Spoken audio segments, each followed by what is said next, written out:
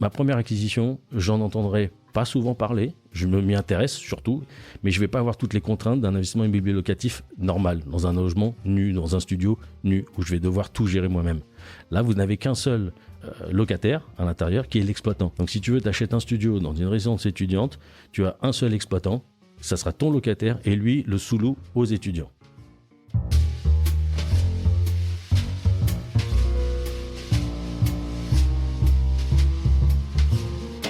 Salut, je suis Mathieu Stéphanie et je vous présente La Martingale, un podcast qui vise à explorer le monde de la finance personnelle pour comprendre comment gagner à tous les coups, qu'on ait 200 € par mois à investir ou 5 millions sur son compte en banque. On va pas se mentir, c'est un peu ambitieux, mais les faits sont là. Jusqu'à maintenant, j'ai pas pris le temps de m'intéresser à tous ces sujets et il est temps que ça change. Alors abonnez-vous, des éclairages gratuits, ça commence par là. Pour ce nouvel épisode avec Fabrice Artignan de l'Institut du Patrimoine. Salut Fabrice. Salut Mathieu. Je suis ravi de te recevoir. Alors comme on le disait à l'instant, deuxième personne de l'Institut du Patrimoine en quelques semaines, mois après Mathieu qu'on avait reçu, Mathieu Mars sur le sujet des résidences, aide-moi. Tout ce qui est monument historique. Monument historique, exactement, et Malraux. Et donc du coup, monument historique, c'était intéressant. Ce qu'on se disait, c'est que c'est un truc qui fait rêver. C'est vraiment très très cool. Mais c'est aussi un truc qui semble assez distant. Il faut, tu te dis en fait, j'aimerais bien investir là-dedans, mais et visiblement il y a plein d'avantages. Il me l'a super bien expliqué. J'ai adoré cet épisode, mais il faut y mettre c'est vraiment l'investissement du temps, etc. Et on est loin des cryptos, quoi, tu vois. Ça va être très loin. Mais c'est pas de ça dont on va parler aujourd'hui avec toi, Fabrice. Toi, t'es un des experts français de ce qu'on appelle les résidences de service, c'est ça? Exactement. Ce qui couvre pas mal de choses, les résidences de service. Tu m'as expliqué un peu tout ça, notamment à deux extrémités de la population, on va dire. Bon, peut-être pas une extrémité, il y a les vieux, les très vieux. Ouais. Ça, c'est une extrémité. Et puis les autres, c'est pas les bébés non plus, c'est plutôt les étudiants, c'est ça? Exactement. C'est les deux grosses terrains de jeu? En fait, voilà, c'est les deux principaux, je dirais, surtout ceux vers lesquels on accompagne les investisseurs. Et puis, en même temps, lorsqu'on parle des vieux, on parle aussi d'investissements qui sont un petit peu plus élevés que pour les jeunes, et donc on va en parler notamment des étudiants.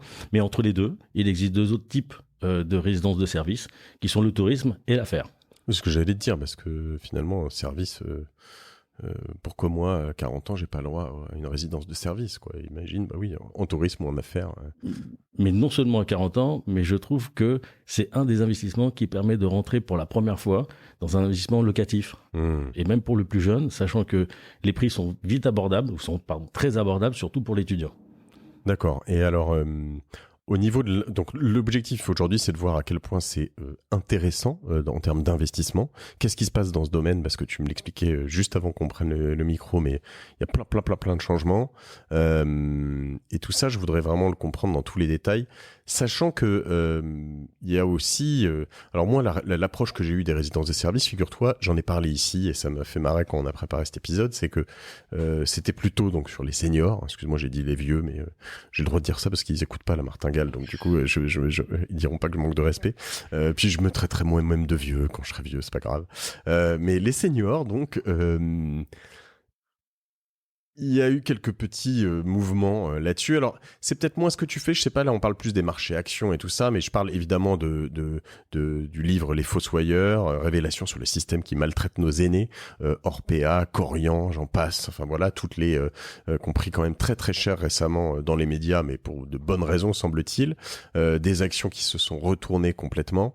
Alors c'est marrant parce que les auditeurs de la Martingale les plus attentifs, hardcore, anciens en tout cas, savent que Orpea, c'était une de mes actions chouchoutes, et notamment c'est la première action en introduction en bourse que j'ai faite, c'est-à-dire que j'ai acheté du Orpea à leur introduction en bourse, genre en 2004 ou 2005, un truc comme ça, et c'était une très belle affaire. J'avais revendu depuis, j'en ai racheté là, j'en avais quand tout ça est sorti, du coup je l'ai gardé.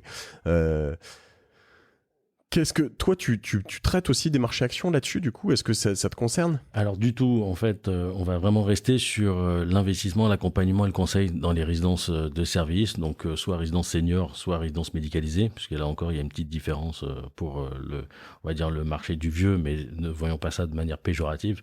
C'est vraiment, il existe une vraie problématique sociale sur les personnes âgées en France, puisqu'on sait que les Français, on a une population qui vieillit plutôt que de rajeunir. Et tout ce qui concerne investissement boursier, c'est pas notre domaine, c'est-à-dire investir sur Corian ou Orpea, puisque c'est comme tu l'as dit, c'est vrai que les marchés ont chuté, enfin les actions ont chuté. Bizarrement, encore une fois, il y a eu une émission hier soir, on dira rien d'autre. Les actions sont remontées. Ok. Donc c'est assez incroyable alors qu'on tapait encore plus dessus. Donc si tu veux ça, non, on reste vraiment sur le conseil de l'investissement pour aller chercher de la performance toute relative en essayant de sécuriser au maximum l'investissement. Voilà, donc hormis le marché boursier puisqu'il est très volatile. Parce que moi, en fait, là, si tu veux, sur la partie vieux, j'allais revenir là-dessus. Mais, tu sais, en fait, j'y pensais, mais récemment, j'ai enregistré un épisode avec une jeune femme qui me disait, mais tu sais, Mathieu, tu peux dire noir. En fait, je suis pas black, je suis noir. Donc finalement, je suis pas une personne âgée, je suis vieux. Tu vois, ça va peut-être devenir comme ça. On sait jamais. Mais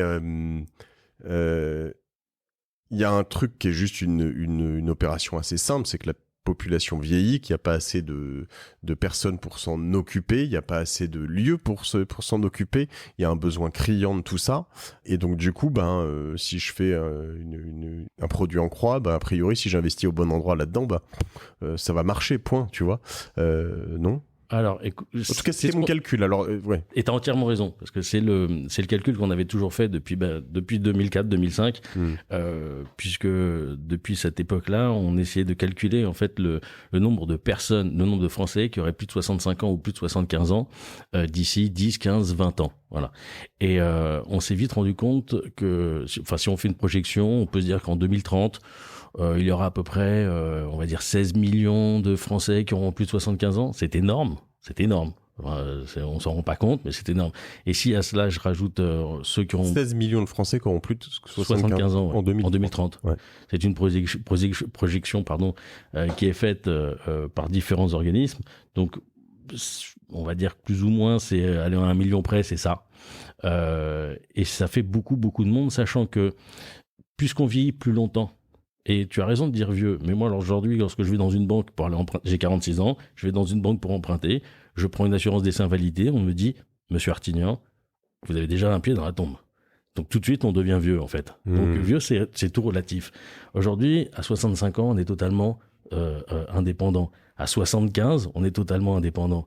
En fait, on se rend compte que, on parlait des résidences de services seniors, la moyenne d'âge, c'est 77 ans. Mais une résidence de service senior, c'est en fait un environnement dans lequel, au lieu de vivre seul, parce que malheureusement veuf ou célibataire, ou même en couple, on se dit tiens, je vais aller vivre avec des personnes qui ont les mêmes attirances que moi, qui ont envie de faire la même chose que moi, mais pas tout seul dans mon coin, ou dans la campagne, ou dans une banlieue où je connais plus personne. Donc il faut faire attention justement à cette catégorie de vieux. Et tu as raison, c'est pas la peine de se gêner de dire vieux, parce que, et encore une fois, philosophiquement, on peut se dire qu'on peut être très jeune dans sa tête, c'est le corps qui va pas trop suivre, c'est la machine. Donc en fait, on va avoir deux périodes dans la vieillesse. Celle au-delà des 65 ans où, comme je le disais, on est très indépendant, on fait ce qu'on veut. Alors soit on est dans des grandes villes comme à Paris par exemple, et puis on a toute la famille autour, donc ça va très bien, et on a le service qu'il faut ponctuellement. Soit on est dans des villes plus petites, moyennes, et là on n'a pas tous les services nécessaires, donc on va se rassembler entre nous. Et là il va y avoir quoi ? Il va y avoir des sorties, il va y avoir le côté social qu'on va rechercher, qu'on a perdu si on reste seul dans l'appartement ou dans la maison. Et après, là on rentre dans la grande dépendance, et là c'est vraiment là où je vais dire vieux, c'est-à-dire qu'on va avoir besoin tous les jours, 24 sur 24, un service médicalisé, d'où les résidences médicalisées. C'est pour ça que je fais la distinction vraiment entre la résidence de service senior et la résidence médicalisée. Donc la résidence médicalisée, t'es juste avant l'hôpital en fait, c'est ça ? Oui, ouais. En fait, je dis malheureusement, mais lui-même étant juste avant la morgue. C'est ça. En fait, c'est un accompagnement en fin de vie. Okay. Et c'est important, et pour l'avoir connu, moi... Donc une maison de retraite, c'est où dans tout ça? C'est médicalisé, oui, quand même. Alors, une maison de retraite, c'est pas médicalisé à la base, mais c'est à la carte. C'est-à-dire que tu aurais besoin peut-être d'un ou deux services médicaux, pardon. Et là, oui, tu peux demander. Il y a des médecins, bien sûr, qui sont là, et tu peux être suivi médicalement. C'est pas un souci. Ok, je reprends, et après on va redéfinir rapidement ce que c'est qu'une résidence de service au sens très large. Ouais. Mais si je prenais un chemin de vie normal qui est en train de se profiler actuellement, tu vas généralement, potentiellement, t'es chez tes parents, puis t'es locataire, puis t'achètes chez toi, puis il y a un moment où t'en as marre d'être chez toi parce que c'est relou, ça te prend des trucs, faut gérer les choses, il y a des réunions de copro, faut changer les tuiles de ton toit, j'en sais rien, que sais-je. Donc à un moment tu dis attends, je vais revendre chez moi, de toute façon je l'ai payé, je vais me payer une résidence de service senior, un truc où en fait je serai bien, je serai au milieu d'autres gens, je vais pouvoir sociabiliser, on va me faire des massages, des saunas, j'en sais rien. Je vais avoir un majordome avec un petit plateau en argent, bon sait-on jamais. Non mais enfin, je sais pas, ça va peut-être pas jusque là, mais voilà. Et puis jusqu'au moment où t'as un AVC, et puis à ce moment-là, oui, je te fais bader, mais bon, excuse-moi. À ce moment-là, on te dit bon là, ton majordome avec son plateau en argent, il peut pas t'essuyer les fesses, c'est un peu ça, même avec ses draps en soie. Et du coup, il faut que tu ailles dans un truc spécialisé. Comment t'appelles ça? Une maison médicalisée, un peu, avec des aides-soignants, des choses comme ça. Et puis ensuite, t'as un truc beaucoup plus sérieux et tu pars à l'hôpital, tu restes 2 semaines et salut, au revoir la morgue. Ok, bon, excusez-moi, c'est pas très glorieux tout ça, mais c'est la vie, c'est comme ça. Au moins, on a le nombre d'endroits où potentiellement sur un schéma un peu tradit, on peut vivre dans un circuit immobilier. C'est à peu près ça? C'est à peu près ça. Ok. Et si maintenant je reprends une résidence de service, je vois résidence-service. Donc résidence, c'est l'immobilier, et service, c'est ce qui va autour. Donc l'idée, c'est de dire qu'est-ce qu'une résidence de service? C'est une résidence où je vais te proposer des tas de choses autour. Blanchisserie, accueil, restauration, nettoyage. Donc effectivement, c'est des services. En fait, tu vas avoir un minimum de services à apporter. Et encore une fois, les services entre la résidence étudiante et la résidence senior ou médicalisée ne sont pas les mêmes, bien évidemment. Et en fait, c'est fou parce qu'on rajoute des trucs dans tous les sens. Par exemple, un hôtel, c'est pas une résidence de service parce que c'est pas une résidence. C'est une résidence hôtelière. Ok. Un co-living? C'est la question que tu me posais tout à l'heure, et justement, c'est une très bonne question. Il faudrait que je vois un peu comment considérer le co-living. Parce que donc co-living, c'est un endroit où en effet on va faire vivre ensemble des personnes. Avec des pièces communes, je suis d'accord. Mais généralement, tu vas y ajouter le ménage, Internet, potentiellement Netflix, une salle de sport. Le minimum, en tout cas, c'est l'accueil, la blanchisserie, la restauration et le nettoyage quotidien. Voilà. Après, il est évident que nettoyage quotidien. Oui, dans la résidence. Et résidence de service, c'est un label. Je veux dire, quand tu fais des opérations autour de résidence de service, tu as le droit à des exonérations, des choses spécifiques. Alors en fait, lorsque tu investis dans des résidences de service, tu as le droit, enfin tu peux obtenir le statut de loueur meublé non professionnel ou professionnel, qui va te donner des droits, des avantages fiscaux et des avantages, je dirais, comptables, qui te permettent soit d'amortir, soit de réduire ta fiscalité. Ça dépend si tu achètes dans du neuf ou de l'ancien. Parce que dans les résidences de service, et c'est un peu d'actualité aussi, tu as les résidences de service qui voient le jour, qui peuvent voir le jour dans 1 an, 2 ans ou 3 ans, donc on est vraiment dans du neuf. Et là, tu vas avoir des dispositifs type Censi-Bouvard, qui sont des dispositifs qui permettent de réduire ta fiscalité en fonction du montant d'achat que tu as fait. T'as dit quoi? Censi-Bouvard? Censi-Bouvard, oui. Nous avons cette partie. Comment j'écris Censi-Bouvard? C-E-N-S-I. Plus loin, Bouvard. Nous avons une particularité en France, c'est lorsque l'on crée une loi, on aime mettre le nom, notre nom. De la personne, oui. Exactement. Voilà. Donc, la loi Censi-Bouvard te permet de réduire ta fiscalité en fonction du montant de l'acquisition immobilière que tu as fait dans la résidence de service, hors taxe, parce que là, encore une fois, il y a des spécificités. Le but étant d'être très clair et très simple. Tu avais parlé dans une autre émission du dispositif Pinel. Voilà, tu as le droit à une réduction d'impôt lorsque tu achètes dans du neuf un appartement que tu vas mettre en location. Là, qu'est-ce que tu vas avoir le droit de faire? Tu vas acheter une résidence de service, que ce soit senior, médicalisée ou étudiante. Et les deux autres, bien sûr, mais on a mis exprès dès le départ de côté. Et tu vas pouvoir réduire 11% de ton montant d'acquisition sur ton avis d'imposition sur les 9 prochaines années, en fait. C'est ça que je veux dire. En fait, tu vas avoir le droit à 11% de réduction sur 9 ans de ton montant d'acquisition. C'est pas mal. C'est un peu comme la Pinel à 18 ou 21%, sauf que là, t'es 11%. Et donc ça, il faut être... alors, tu as dit 4 catégories. En fait, alors d'abord, excuse-moi. D'abord, il faut que ce soit du neuf. Ok. Pas du rénové. Pas du rénové. Non. C'est du pas neuf. un... Neuf. Parce que là, je suis intéressé. Ça peut pas être un truc... je te parle de mon co-living, là, que je suis en train de mettre en place. Non, ça marchera pas. Donc. Même si je refais de fond en comble. Non, tu peux pas. C'est vraiment du neuf. Ouais, avec grand plaisir, on en parle après. Donc, c'est vraiment du neuf. Et grâce à cet investissement dans le neuf, tu vas pouvoir réduire ta fiscalité. Ensuite, tu as l'avantage aussi, puisque c'est des résidences de service, d'apporter des services qui va te permettre de récupérer la TVA de du montant de l'acquisition que tu fais dans l'immobilier. C'est important. Parce que si tu rentres vraiment dans le détail, il y a plein de petites choses qui font que faut que tu sois bien conseillé et bien accompagné. Donc, j'achète un bien neuf dans une résidence de service. Le service, il m'en faut au minimum 3 parmi les 4 ou 5 principaux qu'on a cités tout à l'heure. Accueil, blanchisserie, restauration, nettoyage. Si tu as 3 de ces 4 services minimum, tu vas avoir le droit de récupérer la TVA de ton acquisition. Donc, si j'achète un bien 100 000 euros hors taxe et que j'ai 20 000 euros de TVA, je récupère 20 000 euros de TVA par l'État. 20%, ouais. C'est pas mal. Entre 3 à 6 mois, voilà. Bon, et puis on peut en faire pas mal de choses en plus après.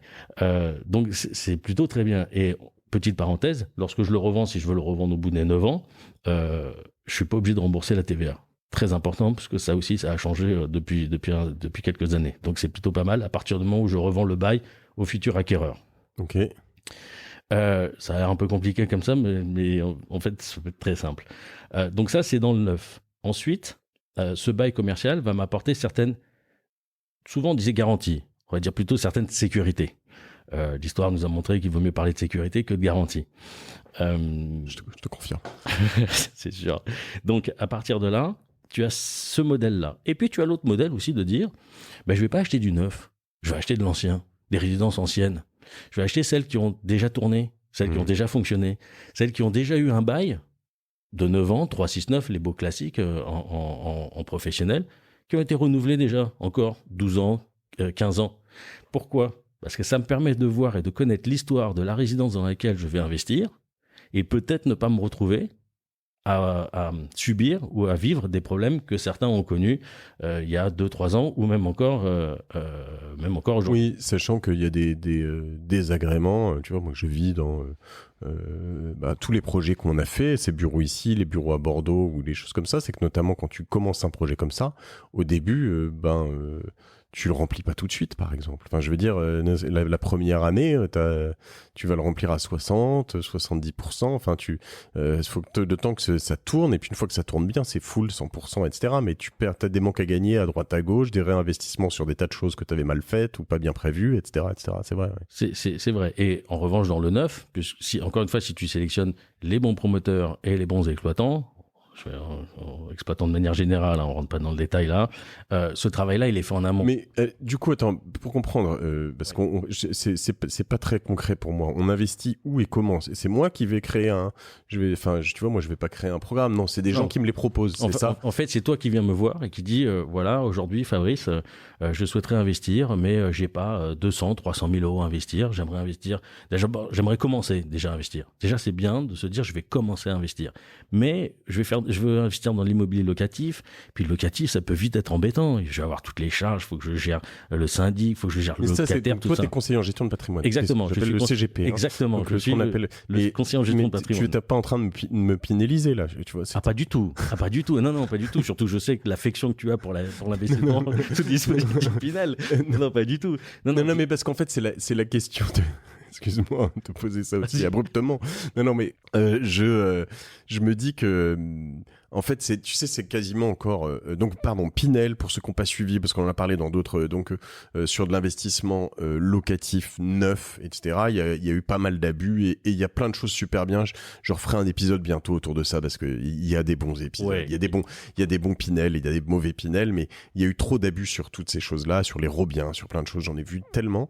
Et en fait, là-dessus, je dis, pour moi, c'est encore moins concret. Enfin, quand je dis c'est moins concret, c'est que tu sais, c'est un truc que tu peux tellement pas le faire tout seul si facilement, de dire et encore je suis en train de te dire ça alors que je suis quasiment en train de le faire tout seul sur un projet de co-living à Colombes, hein, tu vois. Mais donc tu peux, mais ça fait quand même assez longtemps que je rentre dans ces choses-là. Ouais. Donc la question, c'est que c'est des choses qui sont packagées par des gros.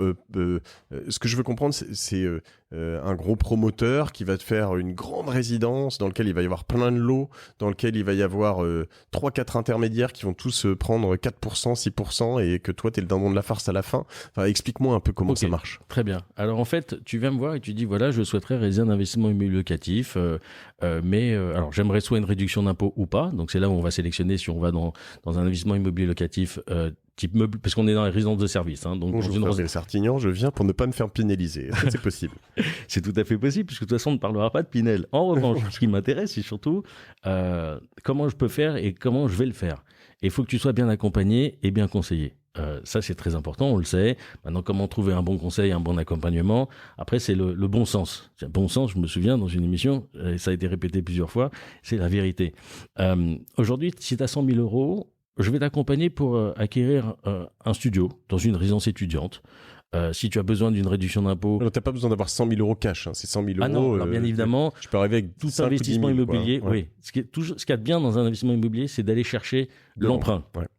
Et on appelle l'effet de levier. Hein. Exactement. Dette, ouais. L'effet de levier, aller lever la dette pour aller s'enrichir à terme.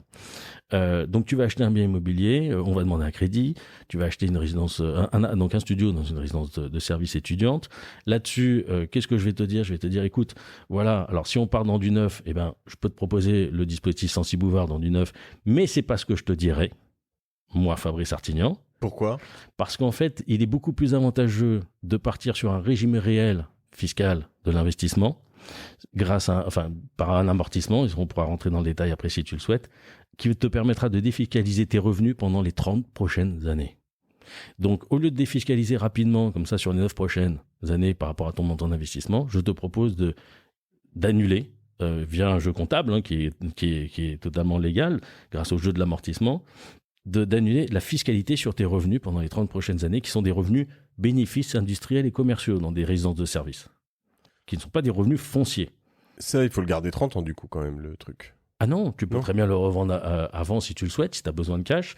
Maintenant, moi, ma politique... Non, ce qui est pas mal, c'est que du coup, je me disais tout à l'heure...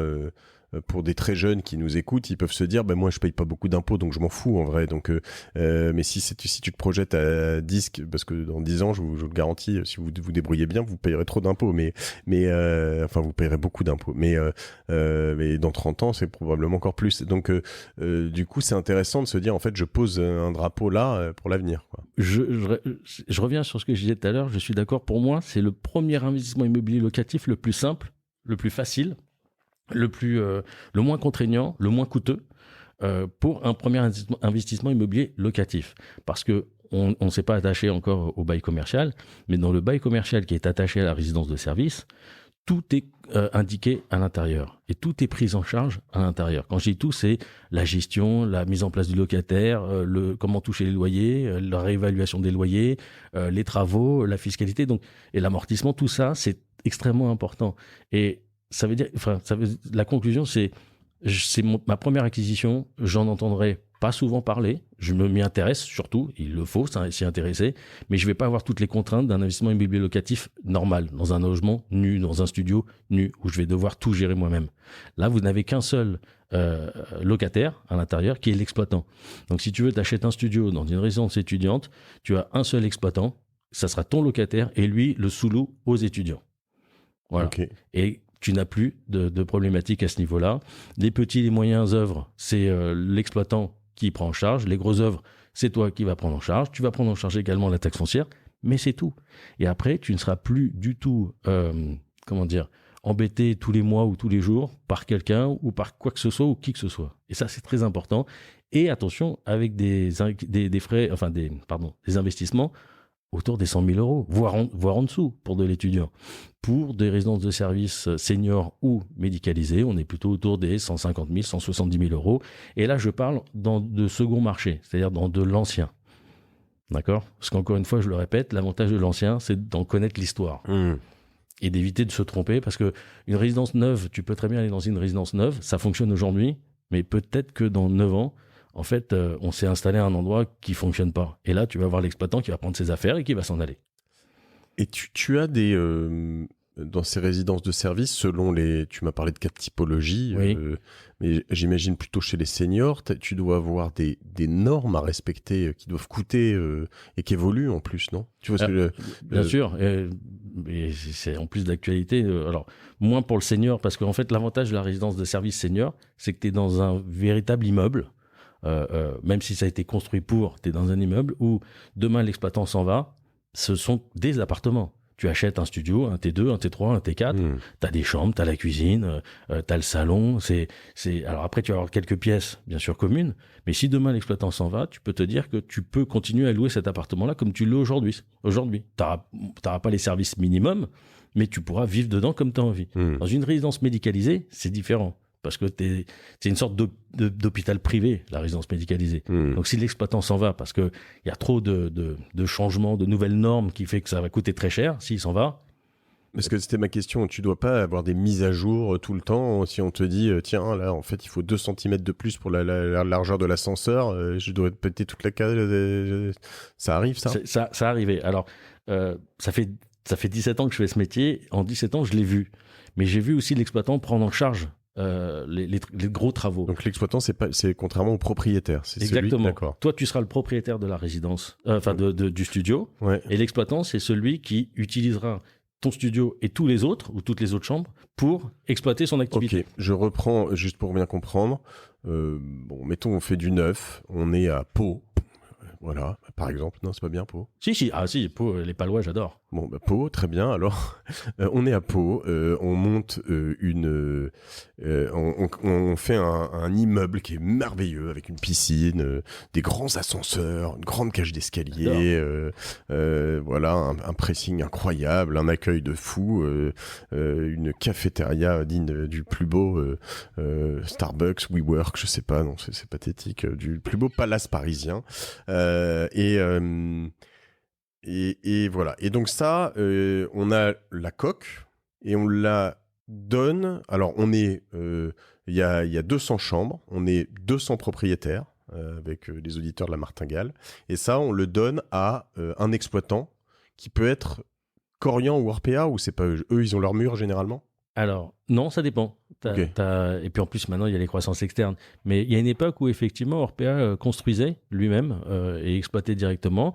Ensuite, il y a des promoteurs qui savent très bien faire ça. Donc, ils construisent et puis après, ils le donnent en exploitation, soit à Korian, soit à Orpea ou Domusvie ou beaucoup d'autres. Et donc, qui sont ces exploitants?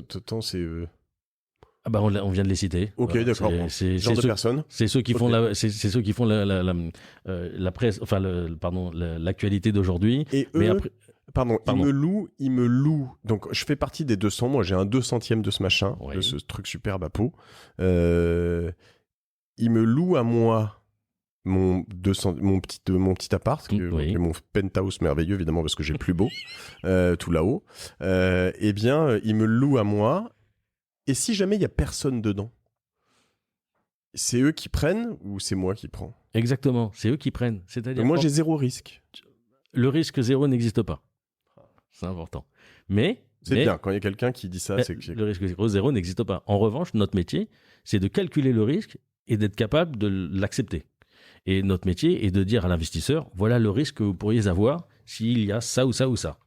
Bon, t'as raison, en même temps, il vaut mieux être transparent que d'avoir des casseroles derrière dans 1 an, 2 ans ou 3 ans. Voilà, c'est une des raisons pour lesquelles je continue à faire ce métier et que le groupe existe encore aujourd'hui. Donc, si tu veux, tu vas avoir qu'un seul locataire qui est l'exploitant. C'est lui. Donc, tu l'autorises en revanche à sous-louer ta chambre, ton penthouse. Et une fois que le penthouse est vide, tu toucheras toujours ton loyer. Si le penthouse est plein, tu touches ton loyer. Lui, il touchera un loyer bien sûr supérieur, parce qu'il a toutes les charges à payer derrière. Mais toi, tu sais exactement combien tu vas toucher, que ce soit occupé ou non occupé. Tu sais exactement de combien va être évalué ton loyer au maximum. Tu sais quand est-ce qu'il va être évalué ton loyer. Tu sais exactement quelles sont les charges qui vont être prises, quelles sont les dépenses qui vont être prises en charge par l'exploitant ou par toi. Et tu sais exactement aussi pendant combien de temps ton bail va durer. Et si dans 30 ans, tel Hugh Hefner, je décide de me retirer dans ma Playboy Mansion avec mon penthouse tout là-haut à Pau, je peux aller m'installer dedans.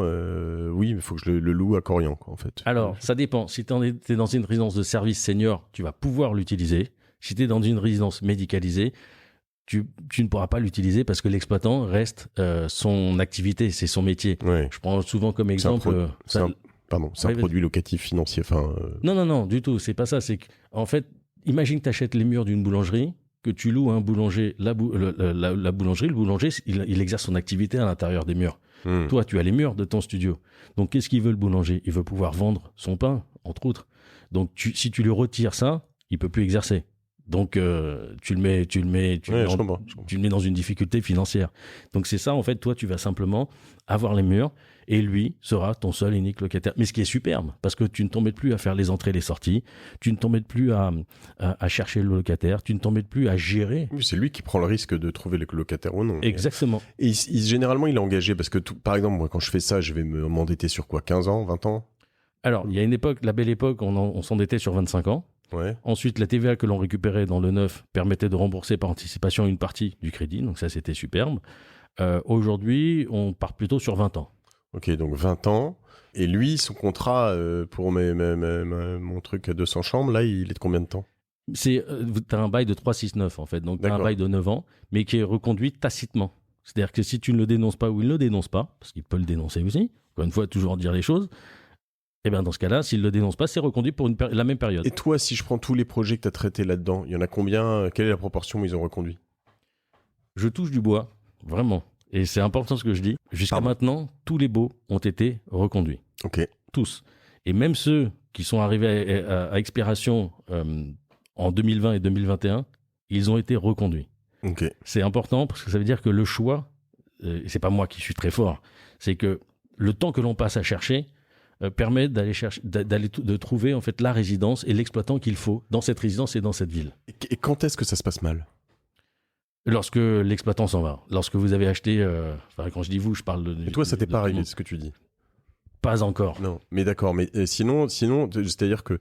je sais pas, je lisais des trucs sur ce qu'on appelle donc la défaisance. Je lisais des choses sur donc la défaisance, c'est justement les exploitants qui veulent pas mettre qui veulent pas le mettre aux normes. Je lisais des choses sur le fait que c'est pas tout n'est pas si rose, etc. Mais jamais rien n'est rose et le zéro risque n'existe pas. Mais pour l'instant, ces univers. Alors je suis très axé senior là, mais même sur les étudiants, etc. Ça marche, ça roule, quoi. Oui, et même, alors je vais te dire, même au niveau des étudiants, sur 2020 et 2021, que l'on a vu partir, parce que on a 17% chez eux, soit à la maison, oui, mais il ne faut pas oublier que aussi 17% des étudiants en France sont étrangers. Donc déjà, tu avais 17% d'étudiants étrangers qui sont rentrés chez eux. La plupart le taux d'occupation des étudiants, on en parlait d'ailleurs dans une émission, mais le taux d'occupation des étudiants, il est de 97% dans les résidences étudiantes et il est de 92 à 98% dans les résidences médicalisées. Voilà. Et on est à 97% même avant l'arrivée de la résidence de service senior. Donc pour te dire, oui, il y a une demande. En fait, il faut comprendre que ce type de résidence de service répondent aussi bien étudiants que pour les personnes âgées, répondent à un besoin national et social. Donc automatiquement, tu as une forte demande. Mais on n'a pas la possibilité de répondre à cette demande. Je peux faire un parallèle avec le dispositif Pinel. Pareil pour les monuments historiques, on a de la demande, mais on n'a pas d'offre. Et dans l'offre que l'on a, si on fait le distinguo entre les bonnes offres et les mauvaises offres, tu en as encore moins. Donc, si tu veux, on remplit vite. C'est vraiment un besoin. En fait, en 2008, pour les résidences étudiantes, on a vu arriver ces nouvelles résidences, le Crous, les foyers, tout ça, c'était fini parce que malheureusement, c'était pas entretenu. Pourtant, c'est public. Et donc, il a fallu faire appel au privé. Donc, on fait appel au privé pour construire ce type de résidence, qu'elle soit pour les personnes âgées ou étudiantes. Et c'est là que c'est important. Et c'est là où toi, tu joues un rôle, comme moi, je joue un rôle. C'est que si nous, particuliers, on n'investit pas, on laisse soit les personnes âgées dehors, soit les étudiants dehors. Donc, je dis pas qu'on fait ça parce qu'on a le cœur sur la main, bien évidemment. Mais si on fait ça en aidant toute personne qui a besoin de ce type de résidence, et qu'en plus on touche un rendement qui est en moyenne à 3,5%, eh ben moi je dis que ça me va. Maintenant, il est évident que si je vais chercher ce type de résidence avec 5 ou 6% de rendement, des 5-6% de rendement depuis quelques années, si ça existait de manière sécurisée, ça se serait. Ça n'est pas le cas. Ça se fait sur le crowdfunding immobilier un peu. Eh ben, dans ce cas-là, on attendra dans 10 ans comment s'est comporté le crowdfunding immobilier. Bien sûr, on en fait, j'y crois aussi, mais c'est pareil. C'est un dossier parmi 10. Et généralement, tu n'as pas d'effet de levier, surtout. Pas beaucoup. Tu vas en cash. Ouais. Voilà. Donc, sachant que tout le monde ne va pas pouvoir venir voir Fabrice Artignan pour ça, puisque tu vas avoir beaucoup trop de demandes, tu vois. J'imagine que tu as... beaucoup de conseillers en gestion de patrimoine peuvent conseiller ce genre de choses. Comment je sais que ce qu'on me propose, quelles sont les choses qui selon toi, comment tu choisis toi tes dossiers, comment tu choisis tes résidences, où est-ce que tu vas investir? Il doit y avoir des questions de localisation, de taille, de prix au mètre carré, de qui va être l'opérateur derrière, parce que tu vois, moi en ce moment, Corian hors péage, je sais pas si j'ai envie que tu vois d'avoir une résidence qui gère pour moi. Alors peut-être que je me dis à la limite ils ont touché le fond, c'est peut-être le moment d'y aller au contraire, mais enfin voilà. Est-ce que tu peux m'expliquer quels sont les feux verts, feux rouges dans tous ces... Je vais juste revenir sur le dernier point. Vas-y. Je suis d'accord. Non, sur ce que tu viens de dire, je suis d'accord. En fait, ce qui se passe en ce moment a toujours existé à la veille des élections présidentielles. La question sur les résidences médicalisées, sur comment se comportent ces exploitants dans des résidences médicalisées. Et c'est bien qu'aujourd'hui on y soit, qu'on ait mis les 2 pieds dedans et pas qu'un pied, et que vraiment ça devienne un sujet important pour les élections. Parce que une bonne fois pour toutes, ça sera nettoyé. Et une bonne fois pour toutes, on pourra repartir sur ce type d'investissement. Et puis c'est plein de... Je veux dire, c'était quoi C'était Élise Lucet. Comment s'appelle cette émission, du coup je l'ai pas vue. Enquête exclusive. Cache Investigation. Cache Investigation et ces choses-là. Et c'est vrai que je voyais, et évidemment, on doit décrier ça, qu'ils réussissent à faire engager une de leurs journalistes chez un de ces opérateurs. Elle n'est pas aide-soignante, alors qu'elle se fait embaucher comme aide-soignante, et elle doit faire des soins et tout ça. Bon, elle démissionne au bout de 3 jours. Tu dis, mais c'est incroyable. C'est abominable, etc., etc. Mais ce qu'il faut voir de l'autre côté de la barrière, c'est que je pense que ces opérateurs, ils n'arrivent pas à recruter des aides-soignantes parce que juste, il n'y en a pas. Donc, à un moment, tu as besoin de gens pour t'occuper d'autres personnes, bah, tu prends ce que tu peux prendre, en fait, qui ont l'air à peu près... et légalement, bah, c'est répréhensible. Mais donc, il y a d'autres sujets, d'autres effets de bord. Bon, moi, il ne faut pas juste jeter la pierre à tout le monde comme ça. Mais voilà, c'est très bien qu'il y ait ces choses qui arrivent maintenant. Pour revenir sur ce sujet, tu vois, j'ai envie d'être certain, quand toi t'es propriétaire et que tu vois que le mec qui gère si t'en as 1, 2 ou 3, et puis que les mecs qui gèrent ça sont en train de se faire dézinguer dans toute la presse, j'imagine que tu dois te sentir un peu fébrile, quoi, tu vois. Il faut se sentir fébrile. Le conseil que t'as fait, tu l'as fait après avoir analysé, étudié, et tout investissement que je propose à un investisseur, qu'il soit dans ce type de résidence ou dans d'autres investissements comme Pinel ou comme les 2 Robiens que j'ai pu faire auparavant, où aujourd'hui mais encore une fois, tu m'as posé la question, j'ai pas de souci même sur les 2 Robiens que j'ai pu vendre. Encore une fois, c'est parce que lorsque j'ai toujours eu accès à tout le marché immobilier. Toujours. Donc quand tu as accès à tout ce qui se fait construction neuve en France, ça te permet de choisir. C'est important. Je choisis pas entre 4, 5, 6 promoteurs, je choisis chez tous les promoteurs. Donc j'ai accès à tout le territoire national. Donc j'ai accès à toutes les régions. J'ai accès à toutes les villes. Et j'ai accès à tous les promoteurs et les exploitants également. Donc à partir de là, et c'est l'expérience aussi qui le montre, quelqu'un qui vient d'arriver dans le métier, qui fait ça pendant 1 an, un peu compliqué. Mais celui qui est là depuis plusieurs années, qu'est-ce qu'il dit ? Il dit, voilà ce qui s'est passé auparavant. Encore une fois, je parle, c'est vrai, assez sur l'ancien. Voilà comment, lorsque tu me demandais comment je fais pour sélectionner, je vais choisir d'abord, je vais voir qu'est-ce qui existe. Parce que le marché secondaire dans les résidences de service, il est très, très, très restreint. J'ai une liste de demandes, on le voit pas, j'ai peut-être 100 demandes pour 10 bons produits. Donc, des gens qui veulent racheter de l'occasion, enfin de la seconde. Exactement, des résidences de service, parce que aujourd'hui, 3,5 de rendement net, c'est quand même assez exceptionnel. Oui, si tu peux emprunter à 1, en effet. Et même, moi j'ai beaucoup de personnes qui, à l'âge de 50 ans, 55 ans, organisent leur retraite et se disent, j'ai 70 000, 80 000, 120 000 euros de côté sur un contrat d'assurance vie, il me rapporte 1,5 parce que j'aime la sécurité, voire moins si je suis tout en fonds euros dans une banque. Et qu'est-ce que je vais dire? Je vais dire, tiens, Fabrice Artignan ou Institut Patrimoine propose ce type d'investissement. Je suis à 3,5 de rentabilité nette, 4,5 auparavant. C'est superbe. J'ai 3,5 et j'ai des revenus qui tombent tout de suite et défiscalisés en plus. C'est dur de se dire 3,5 c'est superbe parce que j'ai l'impression que c'est ce que je gagne et ce que je perds tous les jours sur du Bitcoin, quoi. Tu compares ça parce que le Bitcoin, c'est un risque de 7 sur 7 et ce type d'investissement en résidence de service, on est à 3 ou 4 sur 7. Ouais. Tu vois, donc je vais avoir la même rentabilité en faisant quelque chose de plus sécurisé qu'en allant sur... Non, mais puis tu peux pas emprunter dans un cas, c'est encore toujours pareil. Et en l'occurrence, ce qu'il faut voir, c'est l'effet de levier. C'est-à-dire que si tu empruntes à 1% et que tu fais 3% de 3,5% de rentabilité locative, si tu arrives à emprunter beaucoup, à la fin, ça fait beaucoup d'argent qui reste pour toi, quoi. Justement, le but de ce type de résidence, c'est de pas en acheter une, c'est d'abord de mettre le pied une fois dans ce type d'investissement et après de se constituer un patrimoine immobilier dans ce type de résidence. Combien tu gagnes, toi, si tu me vends une résidence à 100 000? Si je te vends une résidence à 100 000 en second marché, donc en neuf. En neuf, on tourne entre 6 et 8%. Donc tu prends 6 à 8 000 euros. Voilà. Et dans l'ancien, on sera plutôt entre 5 et 7%, donc entre 5 000 et 7 000 euros. Ok. Et qu'est-ce qui te paye? C'est le promoteur. Le promoteur. En fait, pardon, puisqu'on est dans l'ancien, donc c'est l'intermédiaire. C'est cette société qui va vendre des biens sur le marché secondaire. Et qui d'autre donc sur les 100 000, ça c'est compris dans les 100 000. Voilà. Exactement. Et sur les 100 000, il y a quelqu'un d'autre qui touche quelque chose ou pas? Il y a d'autres intermédiaires? Celui qui a monté l'opération, c'est-à-dire que demain tu souhaites vendre. Moi, je suis société. Non, je parle je parle en neuf là. Ah, dans le neuf. Alors dans le neuf, tu as le promoteur qui va vendre. Et c'est le seul qui va toucher quelque chose. Il n'y a pas d'intermédiaire, en fait. Ouais. En tout cas, avec nous. Nous, on est vraiment en direct avec les promoteurs. On ne passe pas par des intermédiaires parce que qui dit intermédiaire dit d'abord nous, commission inférieure, mais surtout quelqu'un qui va toucher plus. Je vois pas l'intérêt, en fait. C'était un peu ça souvent sur l'Eurobien. On me disait, moi, comme tu as une grosse carotte fiscale, c'est pas grave, tu payes plus cher. Mais en fait, la carotte fiscale, c'était les 12 000 balles de plus que je payais à je sais pas qui. Ça, c'était vrai pour effectivement les gros vendeurs d'Eurobien.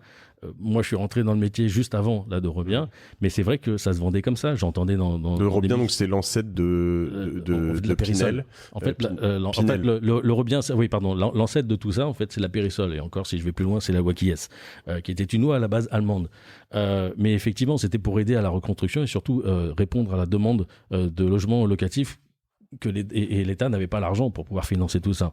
Donc effectivement, la Cellier et la Pinel, et encore, sont les enfants, je dirais, des autres lois, mais encore, ce ne sont pas les mêmes régimes fiscaux, parce que l'une, c'était une déduction, et celle d'aujourd'hui, ce sont des réductions d'impôts. Donc je vais revenir sur plusieurs questions. Il y en a une qui se viendra après, c'est pourquoi c'est bien de faire ça en premier investissement, parce que naturellement, j'ai toujours envie d'acheter un truc sur le bon coin, tu vois, mais avant de dire ça, encore une fois, on est d'accord qu'il y a des offres pourries là-dedans.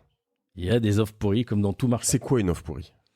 Dans le neuf ou dans l'occasion, mais c'est quoi une offre pourrie? C'est pardonnez-moi pour tous les Palois, parce que j'aime vraiment beaucoup cette ville et j'aime beaucoup l'esprit de Pau. D'accord. Peut-être parce que je suis un ancien rugbyman aussi, mais c'est surtout créer une résidence étudiante à Pau. Alors qu'il n'y a pas d'université. Voilà. Il y a une université à Pau, je sais. Non, mais il doit y avoir une école. Ouais. Il doit y avoir une université peut-être, mais ça serait ridicule. Pourquoi? Il n'y a pas de demande. Peut-être que la demande qui existe, on arrive à trouver les solutions pour la demande qui existe actuellement. Mais pourquoi aller investir dans ce cas-là dans une résidence étudiante à Pau? Non, je vois pas le. Sauf si toi t'es palois toi-même, que tu connais bien l'endroit et que. Donc là c'est le cas particulier. Voilà, ok. C'est comme celui qui veut investir au Mans.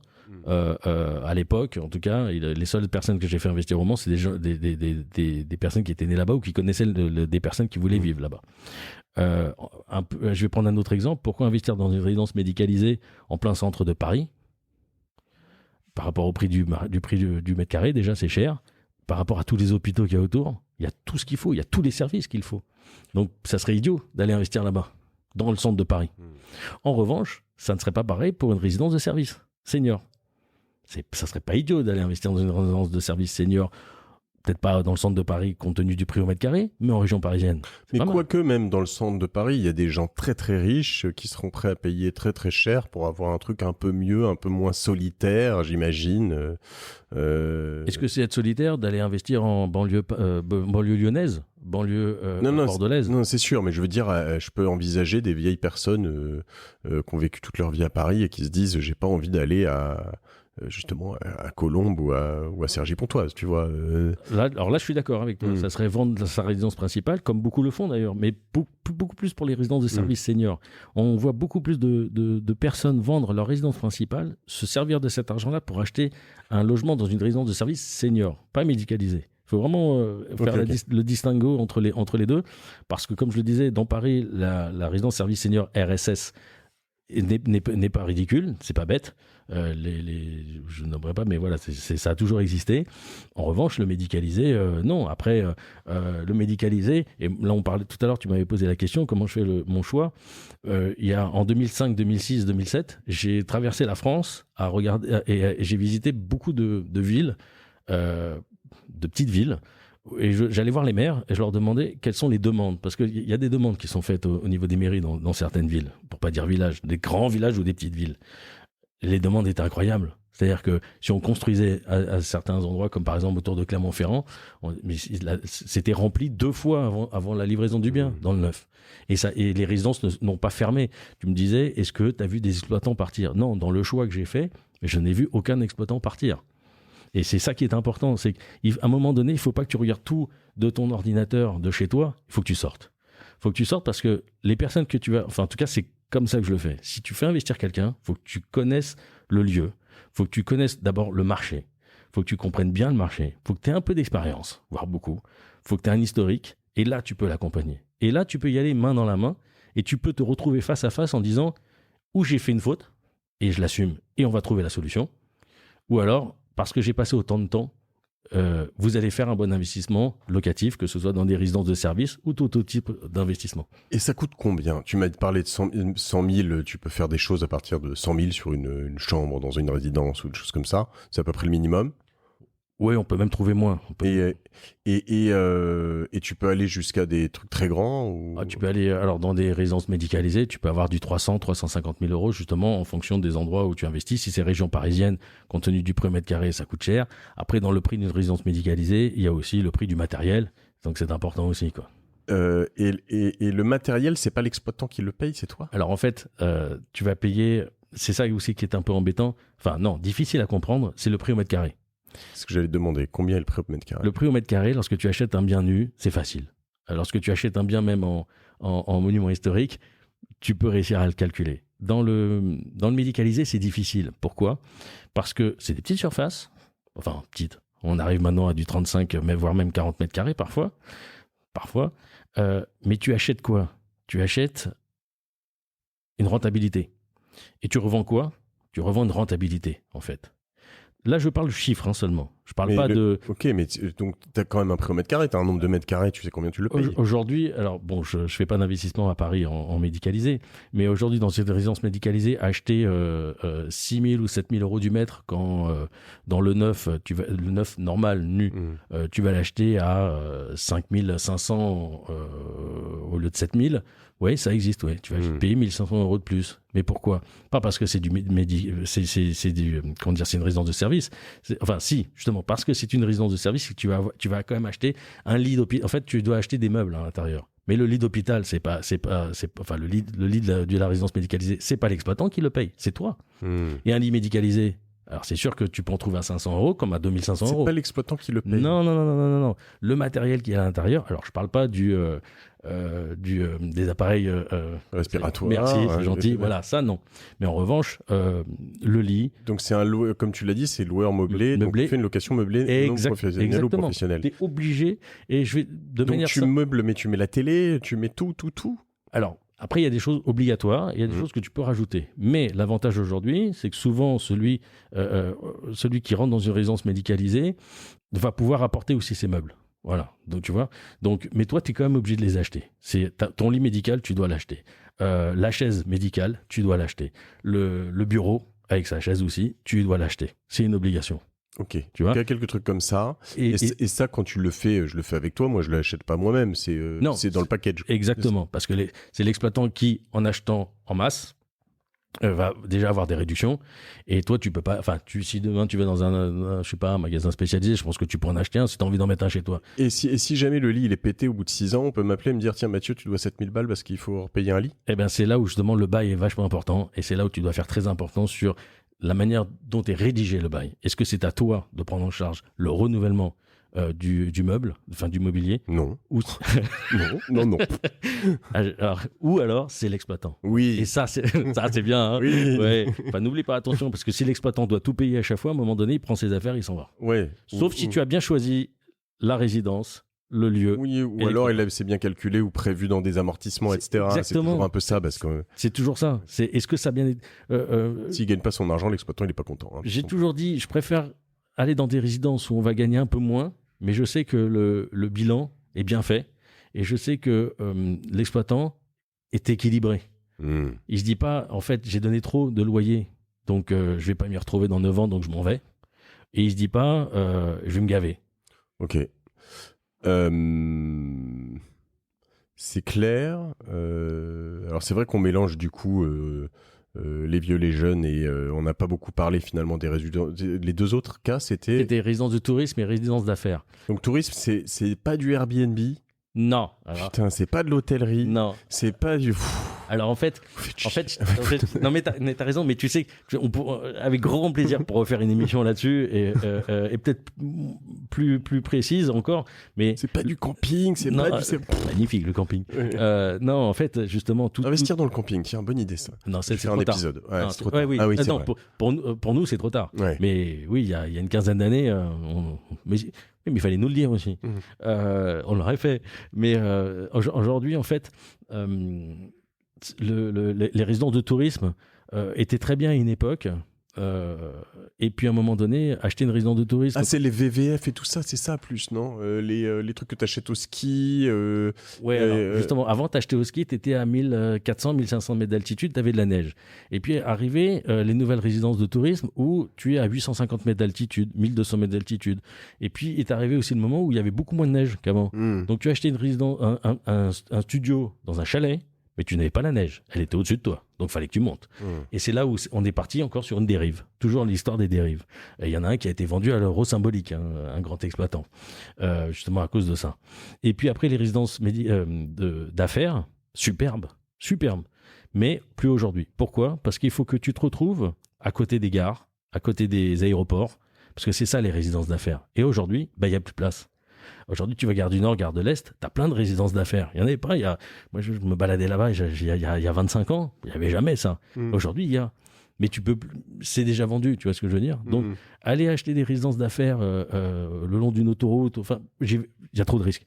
Et comme je te le disais, le risque, je le calcule. Et je le montre à mes investisseurs. Mais il y a des risques que je veux pas assumer. Ok, alors si je reviens sur les deux dont on a parlé plus aujourd'hui, pourquoi comme premier invest ou par la suite c'est bien ? Pourquoi moi je l'ai jamais fait et pourquoi je devrais le faire ? Alors pourquoi tu devrais le faire ? Parce que tu vas pouvoir acheter à un prix raisonnable un bien immobilier que tu vas mettre en location.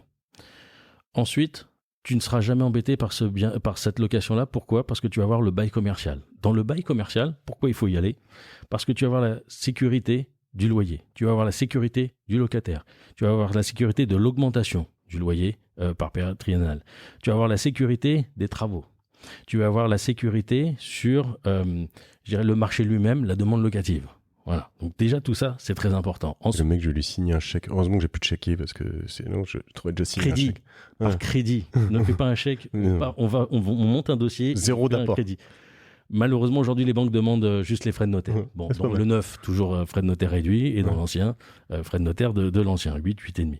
Et 2,5 dans le neuf. Ensuite, qu'est-ce qui va se passer ? Au bout de 9 ans, on va se poser la question, est-ce que toi aussi, tu as le droit de partir ? Toi aussi, tu as le droit de le revendre ? Moi, j'ai des clients qui, au bout de 9 ans ou 10 ans, donc 1 an après la reconduction du bail, me disent « Fabrice, j'ai besoin d'un peu de cash là, et puis tiens, ça serait pas mal qu'on refasse une nouvelle opération. » On revend, pas de problème. Alors, soit on revend, on est flat, soit on revend parce que malheureusement, c'est pas la meilleure période, donc on va revendre avec un petit peu de baisse sur le prix d'acquisition initial. Mais ça c'est surtout pour les résidences neuves, soit on revend avec une plus-value. Et c'est pareil, mais sur la revente, tu vois, moi, les trucs, un peu de crevard que je peux faire, mais moi, je revends moi-même tout seul. Très bien, si tu peux veux. ça, ouais. Ah, tu peux le revendre seul. Mais c'est comme tu peux acheter seul aussi.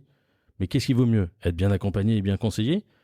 Ou alors Non, mal mais acheté? en fait, tout dépend de ce que je veux dire. C'est quand je dis seul et c'est pas sans conseiller en gestion de patrimoine, c'est juste que quand tu as un agent, un CGP, un opérateur, je sais pas quoi, etc., tu vois, le dernier appart que j'ai vendu, j'ai économisé 40 000 euros ou 50 000 euros de frais de notaire, je pense, de frais d'agence, tu vois. Tu me donnes le nom de l'agence parce que je donnerai pas mon bien parce que j'ai 40 000. Ah pardon, non, j'avais pas pensé au bien que tu vendais. Ouais, excuse-moi. Ouais, excuse-moi. Hein. Écoute, je suis d'accord avec toi. Trop d'intermédiaires. Est-ce que je veux dire dans ces immeubles, dans ces biens-là, tu peux vendre, c'est liquide, je peux le mettre sur le bon coin et ça va se vendre. C'est sur le bon coin, je peux pas te dire. Je l'ai jamais fait. En revanche, lorsque je mets une annonce sur le bon coin pour une résidence de service, Ouais. j'ai une trentaine. Ça sent le vécu. J'ai entre 32 et 38, 36 réponses immédiates. Okay. Et peu importe sur toute la France. Maintenant, je vais te dire, aujourd'hui, mes investisseurs, lorsqu'ils veulent revendre, ils me demandent. Moi, le but, c'est pas que j'ai gagné de l'argent à la base, mais en même temps, avec tout le travail, j'espère que tout le monde aura compris qu'il y a un gros travail qui est fait en amont, oui. Ça me permet de vivre. Sur la revente, quel est l'intérêt? Je préfère que l'investisseur revende, et je sais qu'il revendra bien, et on repartira sur d'autres investissements. Voilà. Ok. Alors, encore une fois, évidemment, hein, tu vois, donc avec Institut du patrimoine, toi, tu es spécialisé là-dessus, donc on peut te contacter. Fabrice Artignan, c'est quoi ton mail? F Artignan, ARTINIAN, @institut au singulier le-du-6 patrimoine.com. Voilà. Je sais pas si je le mettrai dans le descriptif quand même. Tu risques. Bon, on verra, mais en tout cas, vous l'aurez.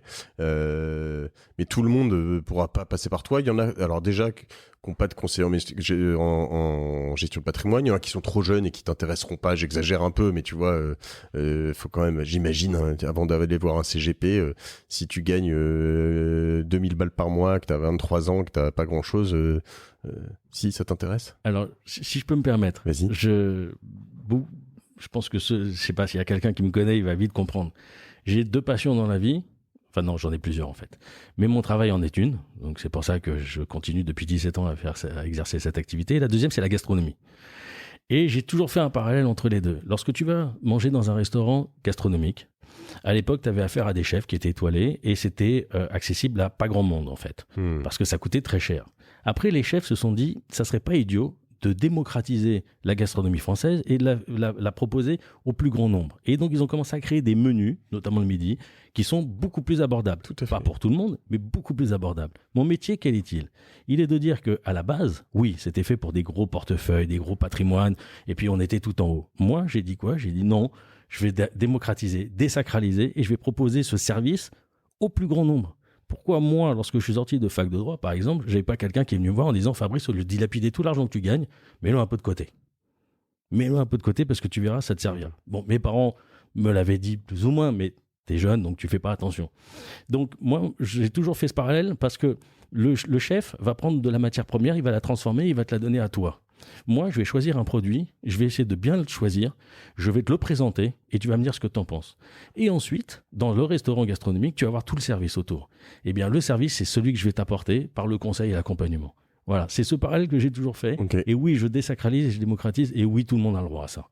Et est-ce qu'il y a des moyens de, je veux dire, pour ceux qui, alors ils peuvent contacter leur conseiller en gestion de patrimoine s'ils en ont un, de le faire en direct aussi sur du neuf ou... Honnêtement, c'est très difficile en direct parce qu'il faut appeler le promoteur. Il faut que le promoteur ait sa petite bulle de vente et dans des résidences de service.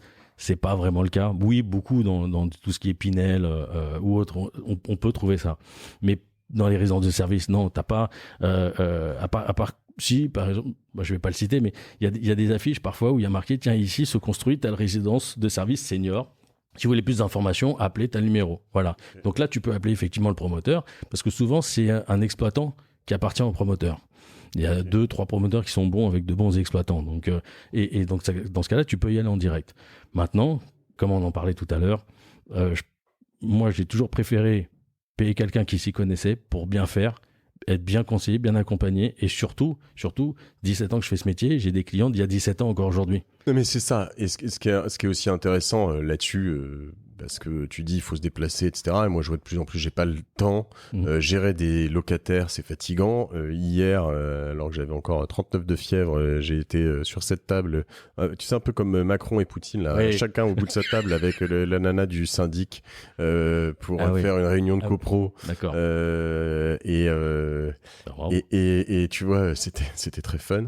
Et en effet, tout ça prend du temps, c'est chronophage, etc. Moi, ce qui m'intéresserait en faisant ça, c'est de me dire, attends, je vais en faire une à Clermont, une à Metz, une à Lille, et puis, tu vois, tous les 2-3 ans, t'en fais une nouvelle pendant pendant une quinzaine d'années, une vingtaine d'années, ouais. Pendant que tu continues à travailler, pendant que tes salaires augmentent, ou puis pas c'est même. Fabrice qui gère. Et, ouais, et en même temps, il faut être réactif. Et c'est-à-dire on que... loge des vieux, on loge des jeunes, on s'enrichit, le monde est beau, mais c'est merveilleux. Mais il faut s'enrichir.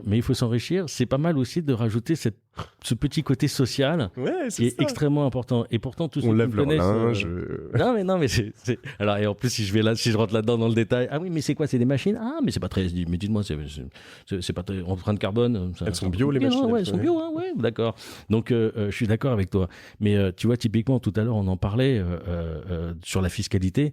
Mais lorsque tu as 1, 2, 3 biens en location résidence de service, tu peux vite atteindre les 23 000 euros de revenus annuels. Et dans ce cas-là, tu n'es plus sous statut de loueur meublé non professionnel, mais tu passes en professionnel si tu ajoutes en plus une ou deux autres, un autre paramètre. Si en plus ces 23 000 euros représentent plus de 50% des revenus de ton foyer, tu passes en meublé professionnel. Donc, ce que je veux dire, c'est pendant une vie, en réalisant plusieurs investissements, l'un peut avoir un impact sur l'autre. Et le travail du conseiller en gestion de patrimoine, c'est de te dire, vous avez fait ça, on a fait ça, il y a eu ça, attention, ça va avoir un impact là-dessus. Et c'est très, très important. Loueur meublé non professionnel, donc ça te permet on a dit, de pas payer d'impôt sur le revenu, sur les... Pas payer d'impôt sur les revenus BIC que tu perçois de ta location. De résidence de service. Ouais, mais il y a un maximum de revenus. Alors en fait, ce qui se passe, c'est que si... on ne peut pas rentrer là-dedans maintenant, il est trop tard. Vas-y, vite. Alors d'accord. En fait, si tu touches plus de 23 000 euros de revenus BIC par an et qu'en plus ce revenu-là représente plus de 50%, tu es de facto considéré en loueur meublé professionnel. Ouais. Voilà, ça c'est très important parce que ça a changé encore par rapport à l'année dernière et il y a encore 2-3 changements qui vont arriver en 2023 qui sont assez comme la CGA, donc le centre de gestion agréé qui va ne plus être obligatoire. Enfin, c'est des trucs. Ce moment où je me dis qu'il me faudrait un conseiller en gestion de patrimoine parce que je suis en train de faire n'importe quoi. Eh bien, écoutez, je suis très heureux d'annoncer que j'ai peut-être trouvé un nouveau client. Et bien plus, j'espère, mais parce que c'est très sympathique, mais ce sont des sujets qui sont tellement passionnants. Et, on en a parlé en plus avant, mais et tellement complexes aussi parce que ça change tout le temps. Et c'est un peu ce qui est très embêtant dans notre métier. C'est pendant un quinquennat, on a vu beaucoup de lois changer, sans en faire de politique. Alors à un moment donné, quand tu as un président qui met des lois en place... Ça justifie votre paye, il fait pas chier, c'est normal, c'est bien, ça, c'est embêtant, mais bon, si c'était simple, tu mériterais pas de rouler en Ferrari. Non, ça c'est fini. Non, tu vis caché. En tout cas, je te remercie parce que c'est très bien résumé, c'est ça. C'est à un moment donné, si tu fais rien et que tu restes... Il a pas dit non, il a peut-être une Ferrari en fait. Non, jamais de la vie. Plus jeune, j'aurais voulu plutôt. Moi aussi. Mais non, je préfère dépenser ça avec des amis autour d'une table au restaurant. Chez Alain Ducasse. Entre autres, si tu veux, mais n'importe où. C'est même juste en bas, là, je t'en ai cité. Chez Rooster. Voilà, chez Frédéric Ducas. Ah, tu le connais? Quelle publicité je viens de lui faire. Il va être content. J'en parle dans presque tous mes podcasts. Il m'a remercié récemment. C'est moi cette fois-ci. Très bien. Eh ben écoute, tout ça est très clair, ça donne envie. Je te remercie en tout cas de cette clarté. Ça me dit pas si je dois réinvestir chez Orpea ou Corian. J'imagine que... Qu'est-ce que t'en penses toi? On va pas donner de conseils, c'est pas l'objectif, mais en fait à un moment ces boîtes-là, elles vont toucher le fond. Elles font en termes notamment d'opérationnel, mais aussi de valorisation. Est-ce que y a pas un moment, de toute façon, ils sont tellement gros sur le marché, ils ont tellement de positions qu'ils vont se réinventer moi, ce que je me dis, c'est que ça va forcément remonter, quoi qu'il, mais elles vont être moins rentables qu'avant, parce qu'elles pourront pas serrer autant les boulons comme elles le faisaient, parce que justement, il va falloir mieux... elles vont être plus surveillées, quoi. Elle dégage beaucoup de bénéfices. Oui, c'est vrai qu'il y a des actionnaires parce qu'elles sont cotées en bourse. Et là, je me souviens, tu as raison, lorsque tu parlais de l'introduction d'Orpea en bourse, c'était la folie parce qu'on se disait, waouh, ce type d'activité rentre en bourse. Mais il faut distinguer les deux. Il y a des bénéfices qui existent, qui sont parfois distribués. En fait, ces sociétés-là vont pas faire faillite.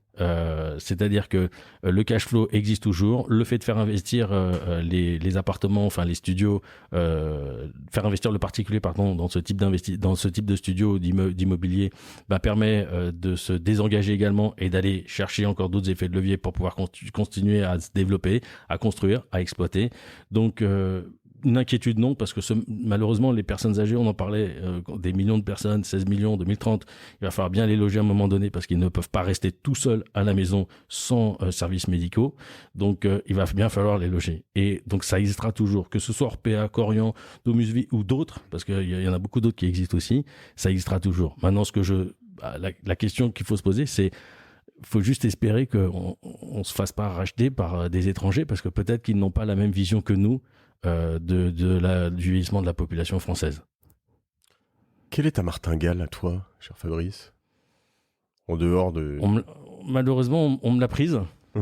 Ah non, mais il y en a pas, t'as le droit d'en avoir une, c'est pas parce qu'il y a d'autres gens qui l'ont dit. Ouais, mais c'est un ami qui est venu ici il y a pas très longtemps. Donc Mathieu te parlait de private equity et je pense que depuis 2 ans, c'est un marché qui s'est ouvert, c'était vraiment destiné aux institutionnels. Private equity, capital investissement. Ouais, donc investir dans des sociétés qui ne sont pas cotées. Exactement. Soit des startups, soit des PME. Plutôt des entreprises qui tournent déjà, qui dégagent déjà des bénéfices et qui font encore un tour de table pour aller grossir ou se développer encore plus, notamment à l'étranger ou en interne.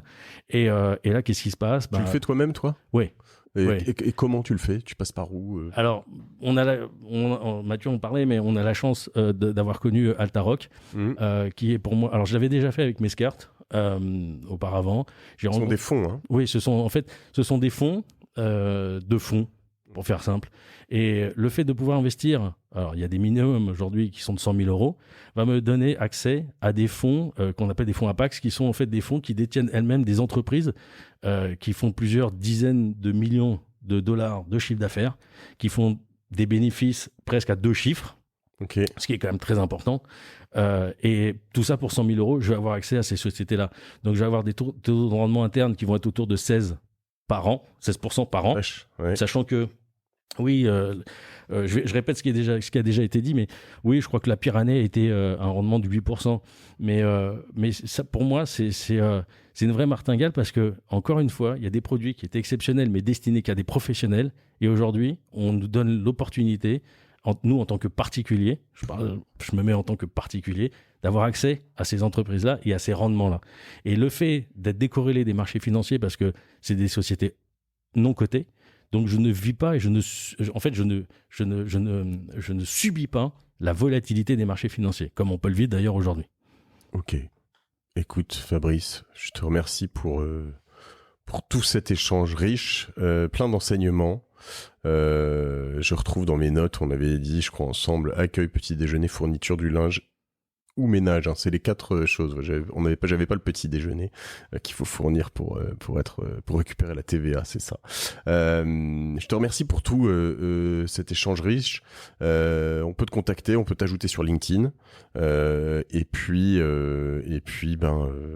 plaisir de reparler d'autres choses quand on se reverra, de toute façon. Ouais. Avec grand plaisir. Merci à toi en tout cas de m'avoir reçu pour ce sujet-là. Je t'en prie. Je vous souhaite à tous une très bonne semaine. J'espère que cet épisode vous a plu. Moi, ça m'a beaucoup plu. Vous avez vu, je suis toujours très sceptique sur les produits très packagés comme ça, proposés par des conseillers en gestion de patrimoine qui se gavent évidemment. Ils me regardent en levant les yeux au ciel. Non. Justement, là, t'as été très clair sur combien vous gagnez et voilà. Et qu'est-ce que. Mais c'est aussi pour ça que je veux comprendre quel produit faut virer, quel produit faut garder, comment et pourquoi. Comme ça, après, on est très au fait de tout ça. Donc un grand merci Fabrice, et puis un gros bisou à tous, bien grippal pour ma part, et voilà, mais bon, il y a un micro entre nous et des écouteurs, normalement ça se transmet pas comme ça, j'espère pour vous. Salut.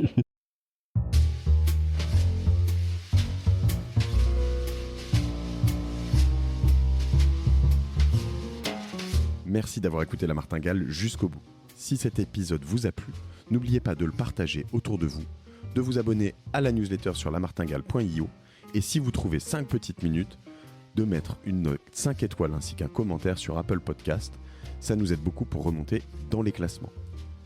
La Martingale est produit par Cosa Vostra, une agence de conseil tech et créative qui accompagne ses clients dans leur stratégie digitale pour qu'ils gagnent en visibilité, en singularité et en efficacité. Je remercie toutes les équipes pour la production. Je vous retrouve dans 15 jours. Je suis Mathieu Stéphanie et je vous dis merci.